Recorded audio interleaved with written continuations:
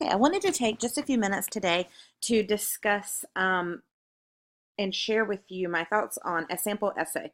This is a student written paper, so it is not perfect, but there are a lot of great qualities of this paper that I want to go over. First and foremost, it's in MLA format. So each page has the last name as well as the page number. We have last name, my name, class, date, title. Everything's double spaced. And then on the works cited page, um, our works are listed in alphabetical order and all necessary information has been included. Notice the indentation here, as well as the title, works cited. Notice it's not bold or anything of that nature. It's just the basic font that's being used. The essay is written in Times New Roman, which is the preferred font for MLA. However, you could use something like Calibri or Cambria and be okay. All right, the title of the paper is Finding Love. It says television has remained a culturally and socially important pastime for many decades. Network television has seen the creation, cancellation, and completion of thousands of shows throughout the years. Notice how this starts broad, talking basically about TV and what takes place on TV. Friends, directed by James Burrow, is widely considered to be one of the best comedy dramas of the 1990s. Friends inspired many shows such as How I Met Your Mother, directed by Pamela Fryman. Notice here that both shows and their directors are introduced, and the connection between the two is made clear that Friends had an effect that made way for How I Met Your Mother. Although the series resemble one another, the shows are exceptional at being original. The two series have akin characters and aligned plots, but have different ways of progressing the plot due to the structure of the beginning and ending. Notice here that in our thesis statement, it says the two series have akin characters, so they're alike, aligned plots, also alike, but different ways of progressing the plot. So there's our difference due to structure of the beginning of both episodes and the ending. So let's see what the essay is about. The first paragraph says, the characters in both series mirror one another due to the creators wanting to reach every personality trait. Leading with Friends, first there is the romantic Ross. Ross, who is recently divorced, is the character that needs someone to love. Unfortunately for him, he has been out of the dating world and is struggling to find his place. By the end of the first episode, it is evident Ross will begin dating Rachel. Rachel is the female lead to Ross's male lead. She struggles with being independent from her parents throughout the episode, but by the end, she shows her readiness for independence by cutting her credit cards and getting a job. Monica is the motherly type. She seemingly has her life together with a satisfying job, an apartment of her own, and many friends supporting her. Chandler is the innocent-minded sweetheart. Lastly, Joey is the ladies' man of the series. He gives the most advice to Ross about getting back into the dating world. Joey is also the comic relief character, and he is very funny and brings laughter to the series. Friends absolutely had an impact on the making of How I Met Your Mother, which is clear because of how strongly the characters parallel. Ted, like Ross, is the romantic. He believes he is getting older and he does not want to date around anymore. He wants to get serious with someone and eventually marry that person. The person happens to be Robin. Robin, much the same as Rachel, is the female lead to Ted, the male lead. Robin is an independent woman with a favorable job and lives on her own, resembling what Rachel will grow to become. Lily, the motherly type, whose character most aligns with Monica, Lily is the motherly type, who most aligns with Monica. Lily also seemingly has her life together with a satisfying job, an apartment of her own, and many friends supporting her. Marshall, similar to Chandler, is innocent-minded and sweet. This is truly shown through the metaphor using the champagne bottle. The metaphor displays how Marshall grew up throughout the episode, going from being too afraid to pop the champagne bottle and hitting his fiancée in the eye with a cork to popping the champagne bottle with ease by the end of the episode. Lastly, Barney, matching Joey, is the ladies' man. He also gives Ted advice, although questionable, on the dating world. Barney also acts as the comic relief and brings laughter to the series. Notice in these first two body paragraphs, it's all about characters. One of the things that I mentioned when I was talking about how you might want to structure your essay, going through with the listing of characters where it's trying to draw parallels on archetypes. This paper does a pretty good job of this, but it does run the risk of sounding like a list because this paper is trying to talk about characters and it's trying to talk about plots, and it's trying to talk about structure and all of these things. It's cramming a lot into these two paragraphs. That was part of why I said it might be better to break it up over the course of papers. Unfortunately, I don't have the sample that I wanted to share with you. When we transferred from Blackboard to Canvas, I thought I saved it and I didn't, which I'm very sorry for. I wish I had that example to give you. But this sample is a strong essay to show you how to use multiple elements. But do notice that in both of these paragraphs, it gets a little bit, it goes down that path of, okay, this character's this type and that character's that type.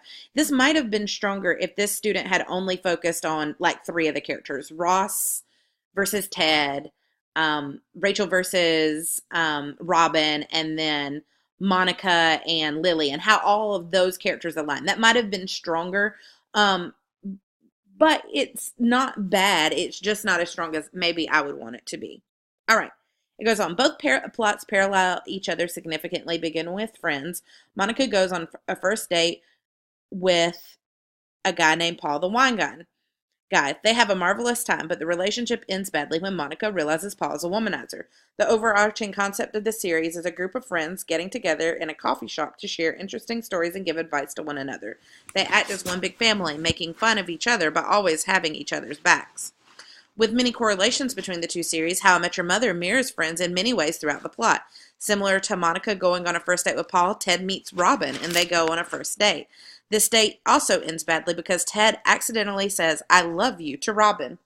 Robin is consequently surprised and confused, considering they have only been on one date. Ted in turn makes up for this mistake, but in doing so also makes another mistake in not kissing her. Ted believes he will most likely never see Robin again. Both series compare the most due to the overarching theme being almost identical. The friend group in How I Met Your Mother all gets together at a bar to share interesting stories and give advice to one another. They also have a family-like bond when they make fun of each other, but always have each other's backs. Okay, so here it's talking about how what's happening in the plots are similar in both shows and how the overall situation is the same. The concept are these friends that get together at a meeting place to discuss life and pick on one another.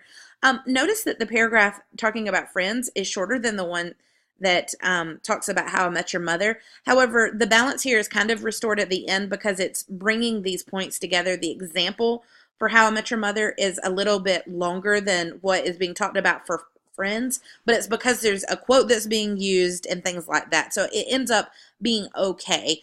Maybe a little more balance could be there, but it's solid enough. Although the plots of the two series align in many ways, there are also definitive differences. In Friends, Ross is heartbroken because he is recently divorced. He has spent time out of the dating world and realizes he now must plunge back into that world because he does not want to be alone forever. Ross's divorce from his wife depicts the end of a relationship. On the other hand, Rachel is running away from her wedding because she realizes she does not love her fiancé and refuses to get married to someone she does not truly love. Rachel, in this instance, is running away from love and craves the independence every person should experience in his and her life. Contrary to Ross's divorce, symbolizing the end of a relationship in Friends, the plot in the storyline of Marshall and Lily in How I Met Your Mother is full of love and happiness. Marshall proposes to Lily, symbolizing the beginning of a marriage. The couple decides to start their life together and unite as a whole. Also, as Rachel is running away from marriage, Ted is running to find the love of his life. When Ted first saw Robin at the bar, he said to Barney, "That is the woman I'll marry one day." Ted makes it a goal of his to find someone to marry and settle down with.